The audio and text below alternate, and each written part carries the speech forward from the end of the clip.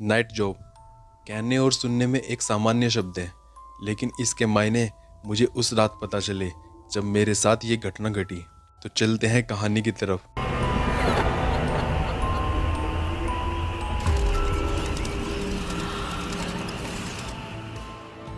मेरी जॉब वैसे तो 9 से 5 तक की होती है, लेकिन उस दिन काम कुछ ज़्यादा था, तो बॉस ने काम पूरा ख़त्म करके घर जाने को बोला। अब बॉस का ऑर्डर था, तो मैंने हाँ में सर हिला दिया और सब फाइलें कंप्लीट करने लगा।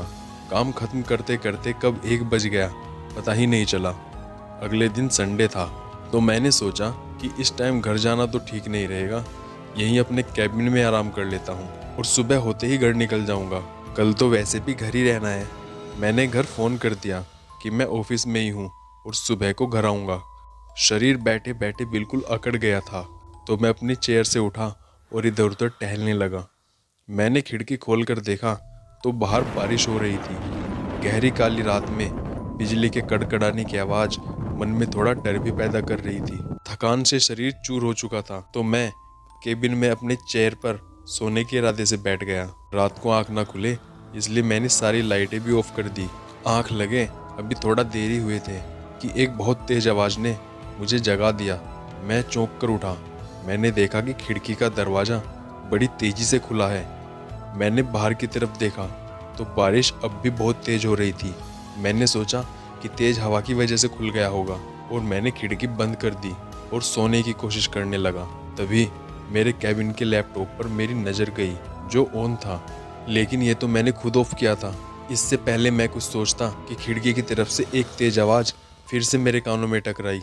देखा तो ये क्या, खिड़की फिर से खुली हुई है, लेकिन अभी तो मैंने खिड़की को खुद लॉक किया था। मेरी धड़कनें तेजी से बढ़ने लगी, डर मुझ पर हावी होने लगा। मैं कुछ सोच पाता इससे पहले मेरे केबिन की लाइटें खुद जल गई। किसी तरह मैंने खुद को संभाला और केबिन तक गया। खुद को समझाने के लिए बोलने लगा कि मैंने ही सही से ऑफ नहीं की होगी, इसलिए ऑन हो गई। मैंने फिर से खुद पर काबू किया और अपनी चेयर पर बैठ गया। नींद तो अब मुझसे कोसों दूर चली गई थी। अब तो बस सुबह होने का इंतजार था, ताकि मैं यहाँ से निकल सकूं। मैं अपनी चेयर पर बैठा ही था, तभी मुझे किसी ने पीछे से धक्का दिया और मैं अपनी कुर्सी से नीचे गिर गया। मैंने जल्दी से अपने मोबाइल की टॉर्च ऑन की, लेकिन वहाँ कोई नहीं था। मैं पूरी तरह से डर गया। बिजली के कड़कड़ाने की आवाज़ अब भी मेरे दिल में दहशत पैदा कर रही थी। मैं लाइट ऑन करने की कोशिश करने लगा, लेकिन लाइट ऑन नहीं हो रही थी।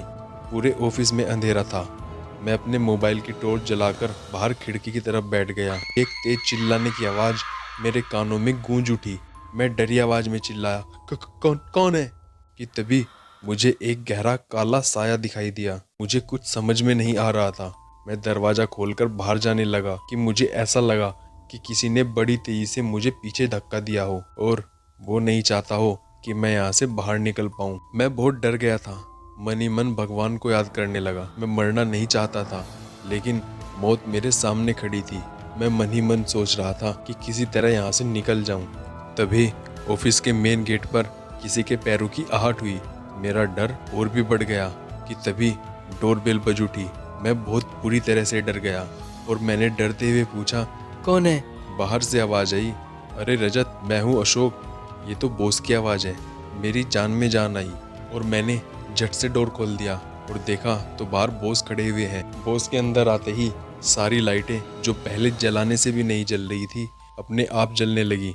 मेरी जान में जान आई। मैंने उनसे पूछा, "सर, आप इस वक्त यहाँ कैसे?" उन्होंने मेरी बात को नज़रअंदाज कर दिया और अपने ऑफिस में चले गए। मैंने सोचा कि उन्हें भी शायद इधर कोई काम होगा और लेट हो गए हो तो इस वक्त यहाँ आ गए होंगे। मैं मन में भगवान का शुक्रिया करने लगा कि कम से कम अब मैं अकेला तो यहाँ नहीं हूँ। सुबह होने में अभी कुछ टाइम था और कब मेरी आंख लग गई मुझे खुद पता नहीं चला। सुबह होने पर जब मेरी आंख खुली तो मैंने बॉस के ऑफिस की तरफ देखा, लेकिन वहाँ कोई नहीं था। चले गए होंगे शायद। मैं अपने आप से कहने लगा। मैं घर जाने के लिए बाहर निकला ही था कि एक चीज़ ने मुझे हैरान कर दिया। ऑफिस के बाहर ज़मीन बिल्कुल सूखी हुई थी। पूरी रात बारिश होने के बाद भी आखिर ये कैसे पॉसिबल है? मेरे मन में ये सवाल चल ही रहा था कि एक फ़ोन कॉल ने मेरे पैरों तले से ज़मीन खिसका दी। ऑफिस में मेरे साथ काम करने वाले रमेश का फ़ोन था, जो हाँफते हुए बोला, "रजत यार, क्या तुझे पता चला? रात में घर जाते टाइम रास्ते में ही बॉस की कार का एक्सीडेंट हो गया और उन्होंने मौके पर ही दम तोड़ दिया। मेरे पैरों तले से जैसे जमीन ही निकल गई हो। मैं उनके एक्सीडेंट वाली जगह पर पहुंचा तो मैंने देखा कि बॉस की बॉडी एक कार में फंसी हुई थी और उनकी मौत हो चुकी थी और उनकी आंखें जैसे मुझे ही देख रही थी। अगर बॉस की मौत कल हो चुकी थी तो फिर वो रात में कौन था जो मेरे ऑफिस में आया था?